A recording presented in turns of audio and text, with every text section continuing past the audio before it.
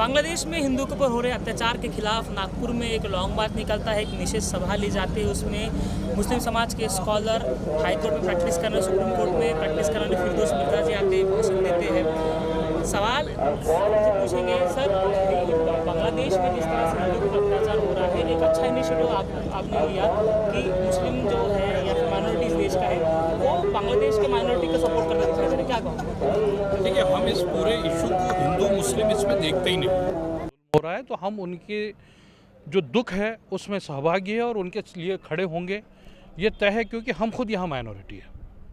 तो उनके फीलिंग्स हम समझते हैं, हमसे बेहतर कोई नहीं समझता। तो इंसान ही है माइनॉरिटी भी, माइनॉरिटी के प्रोटेक्शन की जिम्मेदारी सरकारों की है। वो अगर फेल होती है तो वैसे तो हर किसी ने खड़ा होना चाहिए उनके लिए, लेकिन माइनॉरिटीज़ की ज़्यादा ड्यूटी है, तो वो ड्यूटी हम कर रहे हैं।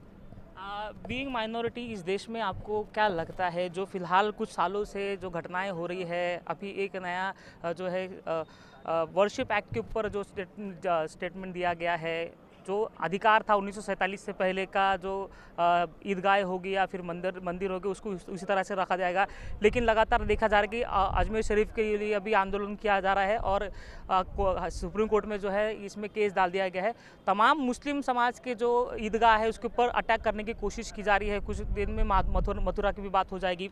आपको लगता है माइनॉरिटी होके ये सारी चीज़ जानबूझकर की जा रही है इस देश में भी? देखिए, मैं आपको बताता हूँ, ये एक टेंडेंसी है जो बांग्लादेश में वहाँ के माइनॉरिटीज़ पे जुल्म कर रहे हैं, वही लोग हैं जो भारत में माइनॉरिटीज़ पे जुल्म कर रहे हैं। ये वो मेजॉरिटी सिंड्रोम है। ये मेजॉरिटी में जो गुंडागर्दी होती है, मेजॉरिटी में जो गुंडे होते हैं जिनको लूटपाट करनी होती है, जिनकी नज़रें हमेशा माइनॉरिटी की प्रॉपर्टीज़ पे होती है, ये वही लोग हैं। ये आप दुनिया में कहीं भी चले जाइए, मेजॉरिटी में आपको ऐसे लोग मिलेंगे। इसीलिए तो संविधान होता है, इसीलिए संविधान होता है। संविधान के प्रावधान होते हैं कि किस तरह से वहाँ के नागरिकों के अधिकार होंगे, किस तरह से उनके अधिकारों की रक्षाएं होगी। और हमारे संविधान में, डॉक्टर बाबा साहब आम्बेडकर के दिए हुए संविधान में, आर्टिकल 22 से लेकर के तो आर्टिकल 30 तक के आपको पूरे वही आर्टिकल्स मिलेंगे जो ये कहते हैं कि किस तरह से हम प्रोटेक्शन करेंगे। और आर्टिकल 20 नहीं, राइट टू लाइफ। अगर फिर भी ये सब होते हुए भी सरकार अगर वो नहीं बचा पा रही तो ये सरकार का फेल्योर है। तो क्या इस देश में मुस्लिम समाज के ऊपर या माइनॉरिटी समाज के कह लीजिए कि जो अधिकार उनको मिलना चाहिए, क्या वो मिल रहे हैं? क्या मुस्लिम समाज जो अगर शिक्षित नहीं है तो उसके पीछे सरकार बहुत ज़्यादा जिम्मेदार है, क्योंकि उन्हें शिक्षा के ऊपर काम नहीं किया? सच्चर कमेटी कहती है कि आदिवासी से भी ज़्यादा खराब अवस्था अगर किसकी है तो मुसलमानों की है।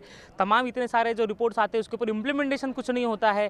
मुस्लिम समाज को सिर्फ वोट के लिए इस्तेमाल किया जा रहा है। मुस्लिम समाज भी पर्टिकुलर एक पार्टी के ऊपर डिपेंडेंट है कि ये हमारा सवाल उठाएंगे, लेकिन ऐसा होता नहीं। तो क्या कहोगे? नहीं, बाकी ये इशू शायद हमारे एक दूसरे इंटरव्यू के लिए हो सकता है, ये बहुत लंबा उसका जवाब है। लेकिन आखिरी जो क्वेश्चन है वोटिंग का, तो वोटिंग पैटर्न अगर आप इस टाइम के विधानसभा का देखेंगे तो आप जो कह रहे हैं कि एक ही पार्टी को मुसलमान वोट करता है, वो वोटिंग पैटर्न नहीं है इस बार।